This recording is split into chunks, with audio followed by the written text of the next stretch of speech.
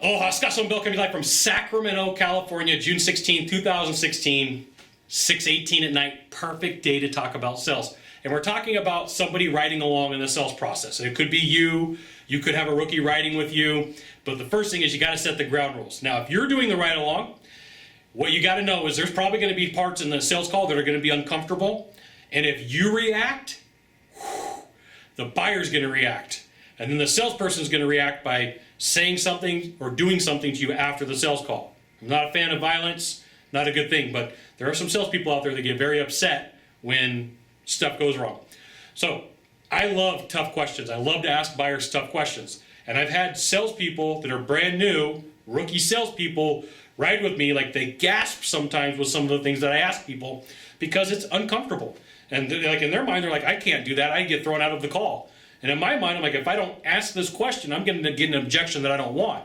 And so the salesperson over here, the rookie salesperson, would react to the buyer through body language, through a deep breath.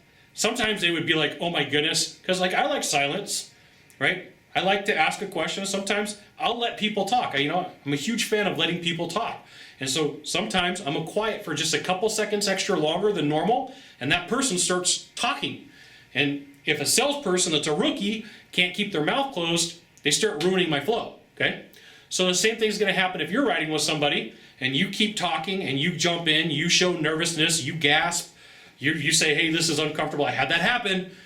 Sitting there with the buyer, ask him for the business, and I look at him, I give him a look like, we're doing business, right? And it goes on for a couple seconds, probably 20, maybe 30, and the new guy riding with me, he literally said, this is uncomfortable. And then I lost the sale, right? It was tough for me to recover. I could do it now today. This was a couple years back. I could do it now today, but it was tough for me to recover. So we go out into sit in the car, and I let the guy have it. Hey, I spent an hour and a half doing everything I needed to for the sale, and you couldn't keep the mouth shut? Come on, man. What's going on? So if you're going to ride with somebody, your job is to sit there and be quiet.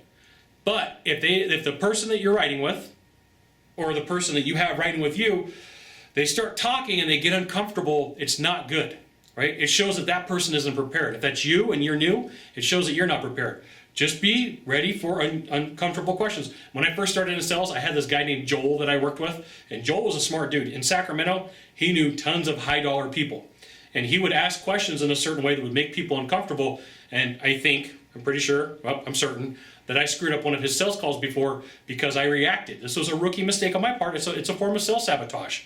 You got to get used to being uncomfortable. It could be an uncomfortable question. It could be uncomfortable silence. It could be something just like that they're not expecting the salesperson to say.